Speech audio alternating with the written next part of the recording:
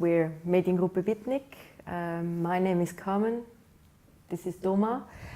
We form an artist duo based in Zurich. We're at our Zurich studio here, and our main practice involves the internet. We work with and on the internet, so we use the online sphere as our material, but also as one of our publishing fields. Mm-hmm. Yeah, we started 10 years ago, 2003. We founded the Mediengruppe Bitnik as art students at the Zurich Art University. So Carmen and me, we studied together, and we started with our first smaller interventions there. And the group, or Bitnik, was at the beginning more like a loose collective, which we didn't care too much about our names or something, so we wanted to explore new spaces, explore networks, do art within networks. So we started basically with a computer, which we introduced into the Zurich Art University network. Basically, we introduced that server as a Trojan horse into the network of the Zurich Art University. So we hid the server inside the Zurich Art University network. They didn't know about it. But it was our first thing which was public. And so we started to play with the notion of public and private, and started to do experiments with that server which was there and which could connect to the internet, which had a presence on the internet. And yeah, one of our first projects with that server was to basically we hacked the telephone network, and we were able to place calls outside the school. And so we started to perform something like, how should I say, a public performance where we rang all public phones on a specific square. And we could do a choreography with that. Mm-hmm. And this server is still at the Zurich Art University at the moment. It was placed illegal, it got legalized, and since now 10 years the Bitnik server is still there, and this is the place where our art also kind of happens. Bitnik was, the idea behind the name is like the smallest entity of data, bit, and the nick as a sort of ending to describe ourselves as the people from this digital world. I think maybe today we would choose a different name, but it stuck. And it's not that we're unhappy with the name. It's not. I guess you stop thinking about names. You just get used to them. But I think at the time in 2003.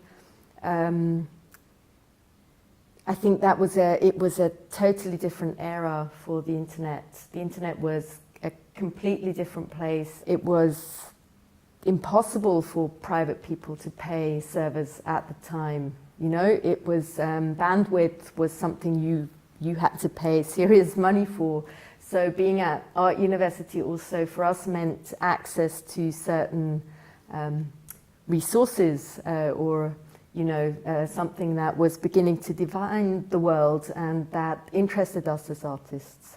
This internet where you could publish without needing a publisher, without also needing credentials. You could just put your stuff online. That fascinated us. And that's definitely where we come from, and that's definitely what the name still stands for. The Not Mediengruppe was actually a joke because it's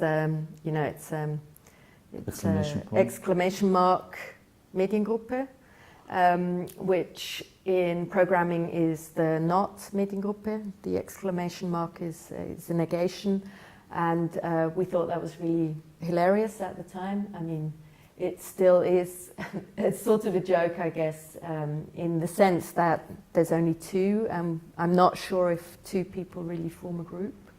How we work is really that we work concept-based.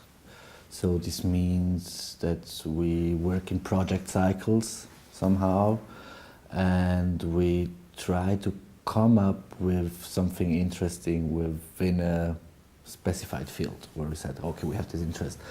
And when we develop a project, everybody does that, or which is needed. So sometimes if we need to program something, it's maybe more me who does that. If text has to be written, it's maybe more Carmen, but it's not that we have like strict kind of working fields. Yes, and I think for us it's been really important always to do as much work ourselves as we can. We don't like to outsource stuff, especially the programming, because we see code as our aesthetic material also. So it usually takes a bit longer because it means that we need to dive into a new field, learn new stuff, acquire skills. We sign our works with Bitnik, which has also become quite a regular name. I mean, it's become, in the past 10 years, I think also the arts have shifted in the direction that it's become a lot easier to accept collective authorships. When we started out, there were concerns about, can we give these people an award because maybe next year they won't be working together anymore, or there were concerns like, can you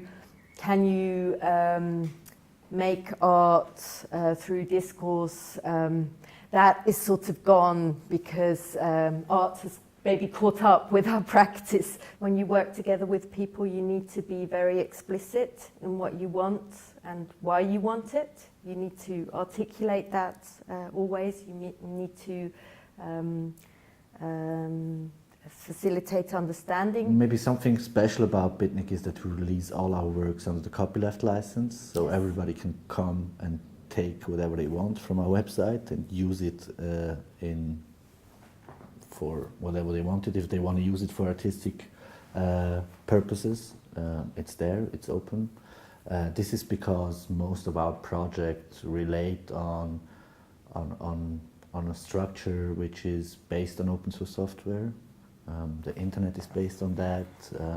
Our operating systems we work with are based on that. It's the internet age. We live in an age of copy and paste culture. Hey, use it, make it better. If you copy us but use it, make it better. Maybe just like write about the credits, and that's enough for us. This has actually led, I think, to the fact that, we publish our work online. I think most of our stuff is online. Maybe we don't always get around to everything, but basically it's all there, and that's really important for us. It's been something that we've actually seen that people credit us more heavily, I think, than when they have to steal your work somehow. And we would definitely say that culture has to be free and shareable, that you need to be able to use artworks that have been done before, to remix them. That's definitely the culture we come from, copy and paste, remix. But at the same time, of course, we also sell works. We also produce editions. They usually have explicitly physical form, and we had problems right at the beginning. We sometimes had discussions, for example, with museums about,